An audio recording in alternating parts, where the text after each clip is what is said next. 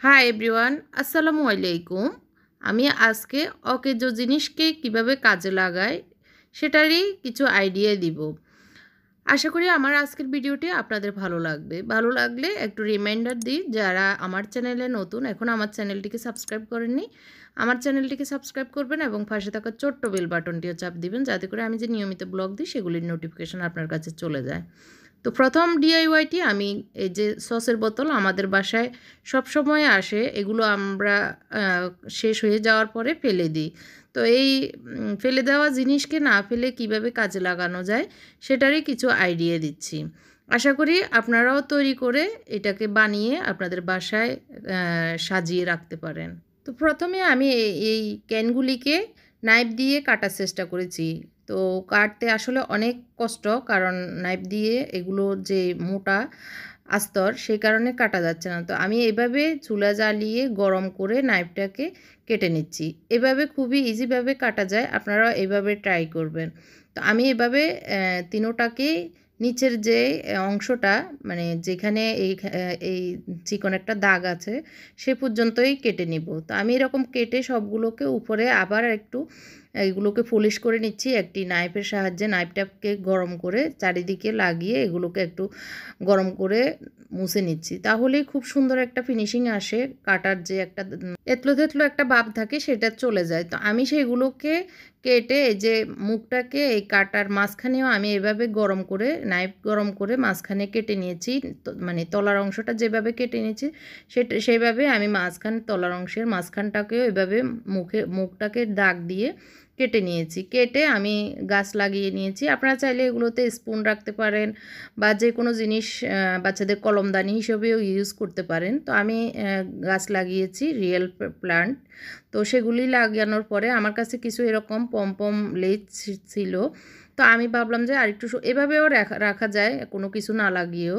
তো আমি ভাবলাম যে একটু লেস লাগিয়ে আরেকটু সৌন্দর্যটা বাড়িয়ে দিই। তো সেই কারণে আমি এই পম লেসগুলো লাগিয়ে নিচ্ছি চারিদিকে মুখের। আপনাদের কাছে লেস না থাকলে এমনিতেও রাখতে পারেন, আর যে কোনো লেস আপনাদের কাছে ভালো লাগলে সেটা লেস ইউজ করতে পারেন। না হয় বাচ্চাদের যে মার্কার পেন আছে সেগুলো দিয়েও আলপনা করে যে কোনো ডিজাইন করে নিতে পারেন, বা আপনারা চাইলে অ্যাক্রিলিক কালার করেও চারিদিকে ঢেউ ঢেউ করেও কালার করে নিতে পারেন, বা যে কোনো ডিজাইন করে নিতে পারেন। তো আমি লেস লাগিয়ে নিচ্ছি, আর কিছুই করব না। তো আমি দুইটাতে সাদা লেস লাগিয়ে নিয়েছি, একটাতে ইয়েলো করে নিয়েছি। তো সেগুলি আমি কোথায় আজকে রাখবো সব কিছুই দেখাবো। তো এখন দেখাচ্ছি হচ্ছে ব্যাম্বো। এটা আমি সাজেক গিয়েছি, সাজেক থেকে এগুলোতে টি কফি খেয়েছি, তো সেগুলো নিয়ে এসেছি। এখন শুকিয়েও গেছে। তো এগুলো আমি এতদিন রেখে দিয়েছি। এখন আমি এগুলোকে কাজে লাগাবো, কারণ ফেলে দেওয়া জিনিসকে কাজে লাগানোটাই আমার লক্ষ্য। তো সবসময় এরকম করি, যেটাই ভালো লাগে সেটা আমি কাজে লাগানোর চেষ্টা করি। তো এগুলো আমি তিনটাকে একসাথ করে এই যে সুতলি দিয়ে এভাবে বেঁধে নিয়েছি। খুবই ইজি, জাস্ট ঘুরিয়ে ঘুরিয়ে আমি একটা গিট্টি দিয়ে বেঁধে নিয়েছি তিনটাকে। তারপরে আমি তিনটা গাছ লাগিয়ে নিয়েছি, মানি প্ল্যান্ট, তারপরে স্পাইডার একটা গাছ, আর হচ্ছে এটা অ্যালোভেরা। তো আপনাদের কাছে যদি গাছ না থাকে কোনো প্লাস্টিকের যে ইয়েগুলো প্ল্যান্টগুলো সেগুলোও লাগাতে পারেন, ফুলদানি হিসেবে ইউজ করতে পারেন। তো আমার মনে হচ্ছে নিচে একটা বেস দেওয়া দরকার, তাহলে আরও একটু ভালো লাগবে। তো আমার কাছে এরকম মাটির কিছু বাটি আছে, তো আমি একটা বাটি এখানে গ্লুগানের সাহায্যে লাগিয়ে দিচ্ছি। আর লেসটাও দেখেছেন আমি গ্লুগানের সাহায্যে খুব ইজিভাবে যে সসের বয়ম দিয়ে আমি প্ল্যান্ট ফট বানিয়েছি সেটাতেও গ্লুগানের সাহায্যে লাগিয়ে নিয়েছি। আপনারা চাইলে ফেভিকল গাম আছে সেগুলি দিয়েও এই কাজগুলি, গামের কাজগুলি করে নিতে পারেন, কোনো অসুবিধা নেই।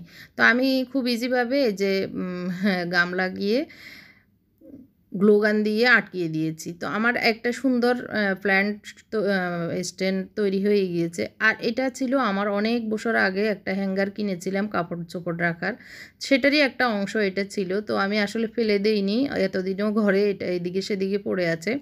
তো অনেক সময় ওয়ালেও হ্যাং করে রেখেছি। তো আজকে ভাবলাম আমি এটার উপরে একটা গাছ লাগাবো। তো সেই কারণে আমি যে চিক্কা বানিয়ে নিচ্ছি। এখানে আমি 4টা ফ্যাস দিয়ে ডাবল করে সবগুলো একই মাপে আমি কেটে নিচ্ছি। এটা খুবই ইজি, জাস্ট কেটে নিয়ে আমি একদম উপরের মাথায় একটা গিঁটটা দিয়ে দিচ্ছি।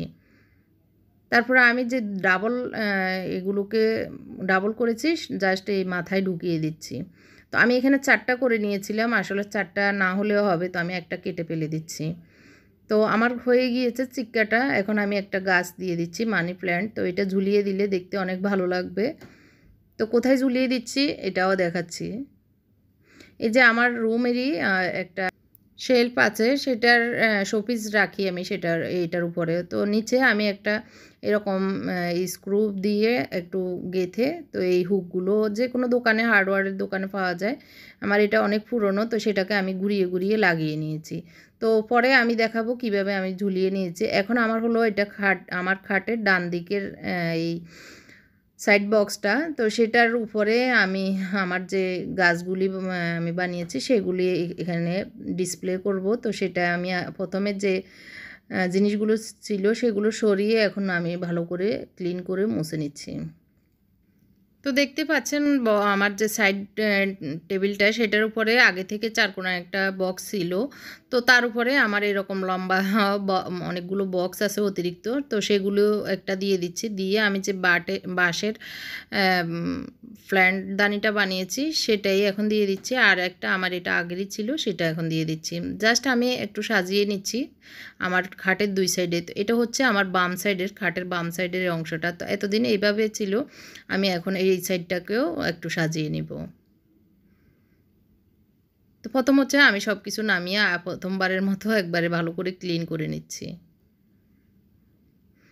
আর এসব কাজ করলে আসলে একদিকে সুন্দর ক্লিন হয়ে যায়, আরেক বিষয় হচ্ছে মোটিভেশন মিলে। আসলে অনেক সময় অনেক জিনিস রাখলে কিছুদিন থাকতে থাকতে বোর হয়ে যায় দেখতে দেখতে। তো আমি চেষ্টা করি সবসময় কয়েকদিন পর পরে একটু নতুনত্ব আনার, তাহলে আমার কাছে ভালো লাগে, আমার বাসায় সবার কাছে ভালো লাগে। তো সেই হিসাবে আমি এরকম করি। তো দেখতে পাচ্ছেন আমি যে সসের বোতলে গাছ লাগিয়েছি সেগুলোকে উপরে দিয়েছি। সাদা ওয়ালের সাথে লাল এই লাল পটের গাছগুলি অনেক সুন্দর লেগেছে। তো এই যে দেখতে পাচ্ছেন আমি যে হ্যাং করেছি গাছ দিয়ে সেটাও, আর এটা এই সাইডে। তো গাছটা আমি এখানে ঝুলিয়ে দেওয়াতে মানি প্ল্যান্টটা আমার খুব সুন্দর লাগতেছে। আসলে চোখের সামনে ঘুম থেকে উঠলে দেখতে ভালো লাগবে। আর এই সাইডটা আমি এভাবে গুছিয়ে নিয়েছি। আশা করি আমার আজকের ভিডিওটি আপনাদের ভালো লেগেছে। ভালো লাগলে আমাকে লাইক, কমেন্ট করে জানাবেন, আর শেয়ার করতেও ভুলবেন না। যারা আমার চ্যানেলে নতুন, আমার চ্যানেলটিকেও সাবস্ক্রাইব করতে ভুলবেন না। সবাই অনেক বেশি ভালো থাকবেন। আর আজকের ডিআইওয়াইয়ের ভিতরে কোনটা বেশি ভালো লেগেছে সেটাও জানাবেন। আপনারা করবেন কিনা সেটাও আমাকে কমেন্ট করে জানাবেন। আল্লাহ হাফেজ, আসসালামু আলাইকুম।